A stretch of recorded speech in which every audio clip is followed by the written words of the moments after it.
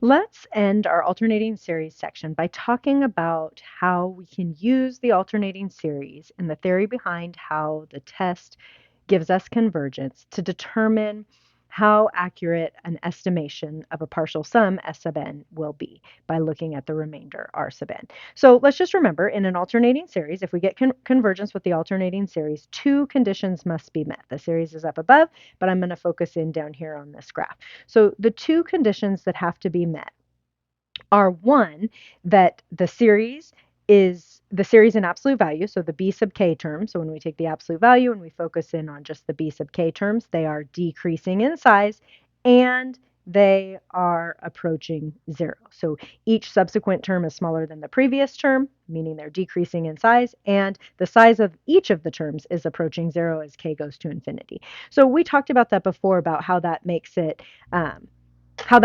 the visual that we have right here a proof for the alternating series test, because if we are adding these terms together and b sub 1, and I did start with a positive term here, so b sub 1 is, whatever this size is, the highlighted length here, then we subtract b sub 2 because we got an alternating series, but b sub 2 has to be smaller than b sub 1. We won't go back past b sub 1 where we started, and then b sub 3, we add and subtract ever decreasing terms until we are approaching that value of the sum. Well, at any given moment, so let's just say we stopped at S6 right here. At any given moment, S6 is going to be within the very next term's length of that sum. So it turns out that we find out that the error, I should write it this way, the error in using S sub n to estimate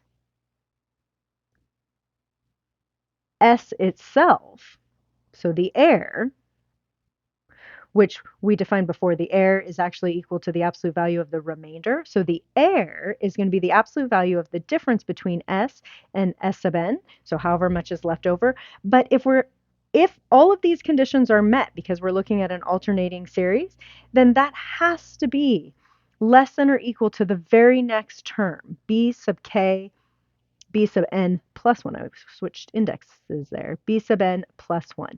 It has to be equal to the very next term that we did not include. So because the very next term, I don't have b7 here, but b7 would look something like this.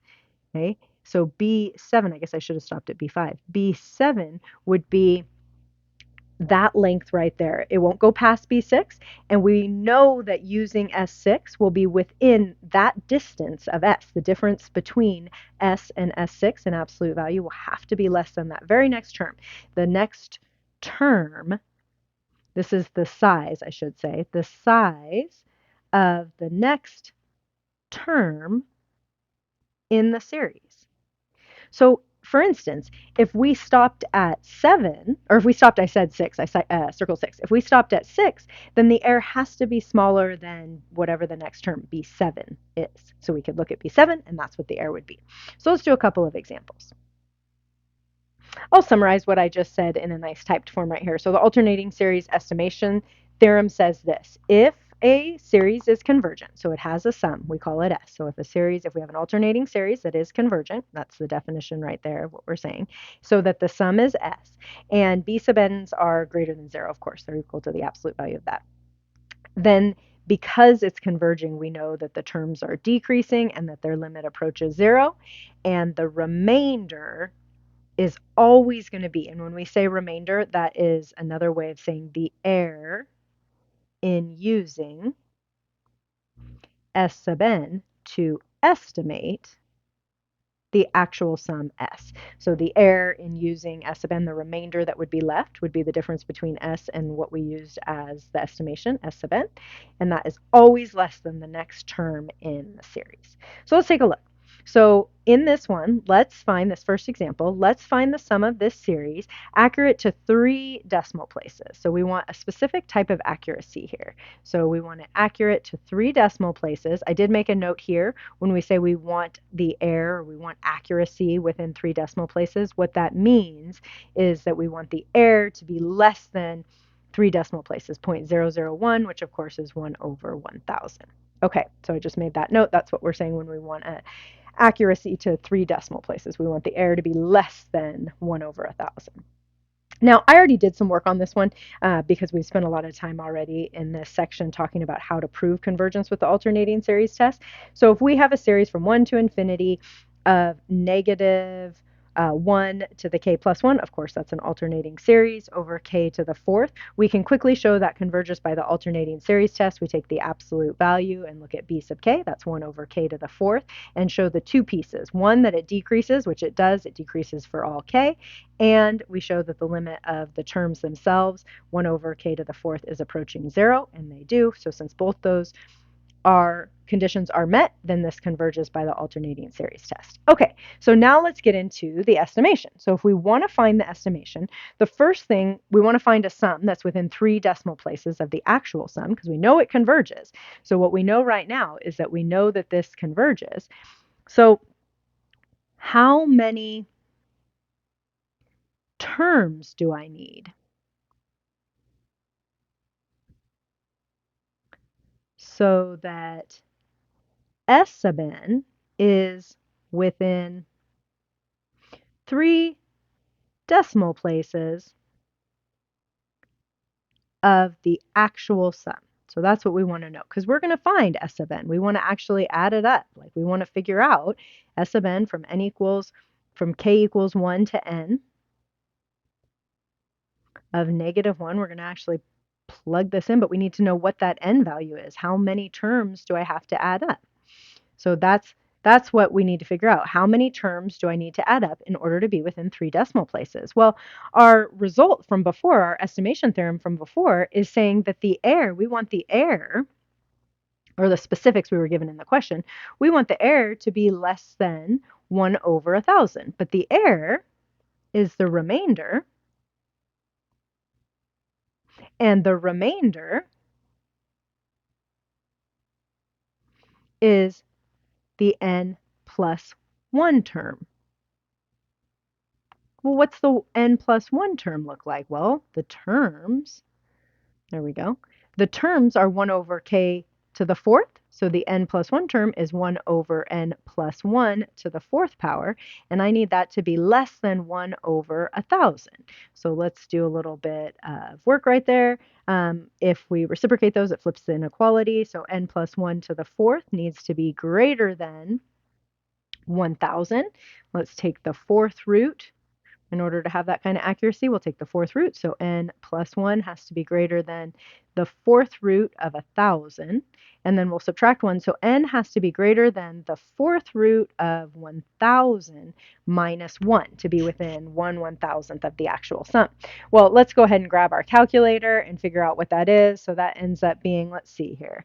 I got n is greater than, when I take the fourth root there, I get 5.6234. We don't need that much accuracy, minus 1. So n has to be greater than 4.6. That's plenty of accuracy. N has to be greater than 4.6, but n also has to be an integer. So what we're saying here is that n has to be greater than or equal to 5. In order. Now, of course, if we went further out, like that's telling me I have to add up the first 5 terms to be within 1/1000th of the actual sum. Of course, I can get more accurate by going further out. So that's why I said greater than or equal to 5. So this means we should add 5 or more, I'll put that in parentheses, terms to estimate the sum to the degree of accuracy that we were asked for. We need to add up 5 or more terms to estimate the sum. So let's do that. So if we want to add up, so let's come up here. Where do I have some space? There we go. So let's go ahead and add up. So S5 is going to be from k equals 1 to 5 of negative 1 to the k plus 1 over k to the fourth. And so that's going to give me actually more space down here. So that's going to be, when we add that up, we're going to have 1. So I just start plugging those in. 1 over 1. And then we get minus 1 over 2 to the fourth, and then we have plus 1 over 3 to the fourth, minus 1 over 4 to the fourth, plus 1 over 5 to the fourth. Now, I just want to mention, right, if we were to keep going, if we went to the sixth term, this is why this term would be minus 1 over 6 to the fourth. That's what our error is going to be less than, because that's the first term we're excluding, and that term in absolute value, the remainder, has to be less than that term because of the way we go back and forth around the sum because of the alternating sign. I did pop this into my calculator, so I'm going to just write that here. S5 is approximately, let's see, 0.947539. But remember, we were saying that was accurate to within one decimal place. So that would actually be S5 would be approximately 0.948. And that is approximating the actual sum within 1/1000th degree of accuracy.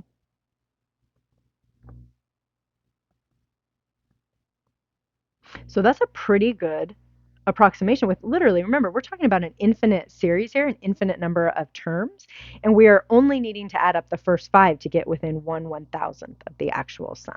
So that's a pretty good deal there. Okay, let's take a look at this one. What would be the error if we used S10, so the sum of the first 10, the partial sum of the first 10 terms, to approximate the sum of the convergent series -1 to the k over k factorial? Now, I'm not going to go through the process here to show that this is converging, but it can be shown that this is converging using the alternating series test. It meets all the criteria. So, if we used S10, S10 would be the sum of this series from k equals 1 to 10 of -1 to the k over k factorial, which would be, of course, if we plugged in 1, that's -1 over 1 factorial plus 1 over 2 factorial minus 1 over 3 factorial plus 1 over 4 factorial minus da, da, da, da, da. And when we get out to 10, it would be a positive, because for the evens we're at positive 1 over 10 factorial. So whatever that sum is, right, that equals some number. I didn't actually pop that into my calculator, but that equals some number.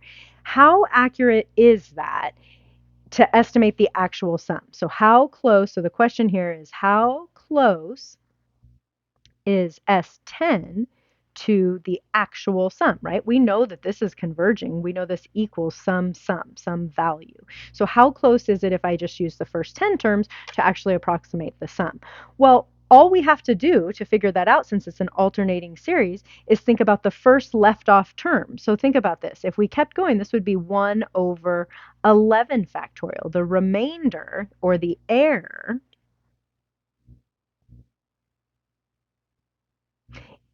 which is the difference between using S10 minus S. So what would this be? It is always less than or equal to the B sub n plus 1 term. So since we are looking at using the remainder and using 10 terms here, the error in using 10 terms has to be less than or equal to, now, it's the absolute value of this term, so it's 1 over 11 factorial. So the error, how close is it? Well, the error is going to be less than or equal to 1 over 11 factorial.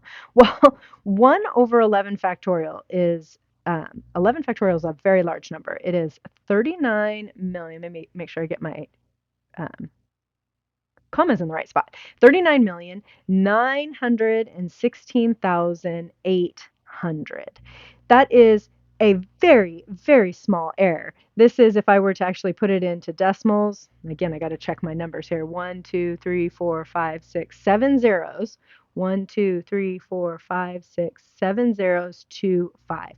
That is within 1 over 39,916,800 of accuracy. That is, we're very, very close. And we only had to add up 10 terms, right? So depending on how quickly a series is converging or not, it is going to tell you the rate at which it converges is going to essentially determine how far out you have to go to get to whatever the desired accuracy is here. But with an alternating series test, what you can remember is that the error is always just equal to the absolute value of the very next term. So if we're using an alternating series and we have convergence and we use n terms to estimate it, well, then the error is going to be less than the n plus 1 term.